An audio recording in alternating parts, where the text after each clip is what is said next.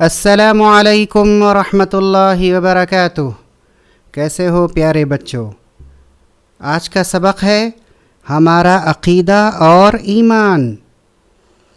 لا الہ الا اللہ، نہیں ہے کوئی خدا سوائے اللہ کے۔ کتنا سچا اور پیارا کلمہ ہے، کتنی سیدھی اور سچی بات ہے۔ جس اللہ نے ہم کو پیدا کیا، جس اللہ نے ہماری زندگی کے لیے ہر سامان کیا، جو اللہ ہم کو موت دے گا، جس اللہ کے سامنے ہم مرنے کے بعد حاضر ہوں گے، جس اللہ کے اختیار میں اس دنیا کی بھی تکلیف و آرام ہے، اور جس اللہ کے اختیار میں آنے والی دنیا یعنی آخرت، مرنے کے بعد کی دنیا کا بھی دکھ اور سکھ ہے، اس کو ہم نے ایک مانا ہے۔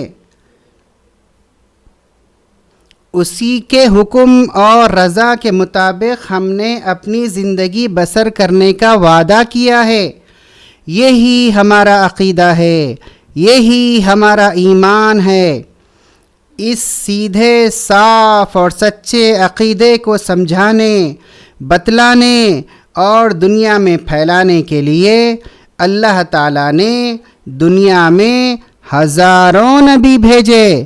تم کہو گے اس سیدھی اور سچی بات کے سمجھنے میں کیا مشکل ہوگی اور اس اچھی بات کو پھیلانے میں کیا مصیبت ہوگی، لیکن یہ سن کر تم کو بہت تعجب ہوگا کہ دنیا کے لاکھوں اور کروڑوں انسانوں نے اس سیدھی اور صاف بات سمجھنے سے صرف انکار ہی نہیں کیا، بلکہ سمجھانے والوں کا مذاق اڑایا، ان کو طرح طرح کی تکلیفیں دیں، گھروں سے بے گھر کیا، وطن سے بے وطن کیا، طرح طرح کی مصیبتوں میں گرفتار کیا، یہاں تک کہ جب موقع ملتا تو قتل بھی کر ڈالا۔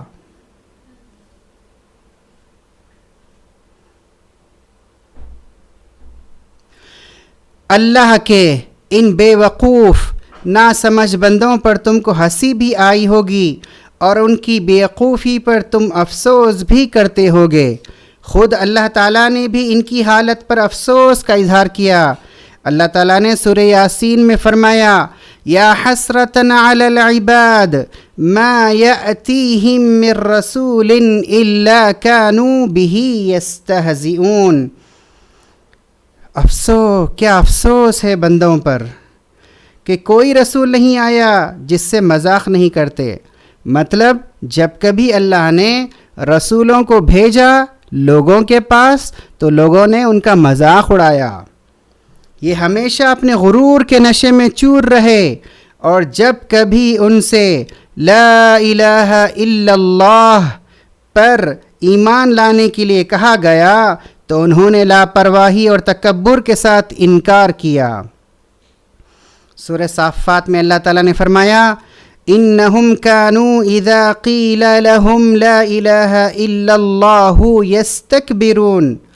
وہ لوگ ایسے تھے کہ جب ان سے کہا جاتا کسی کی بندگی نہیں سوائے اللہ کے تو غرور کرتے۔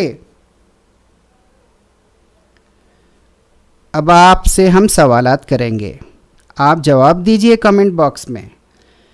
لا الہ الا اللہ پڑھ کر ہم نے کس عقیدے کا اعلان کیا ہے اور ہم نے کیا وعدہ کیا ہے؟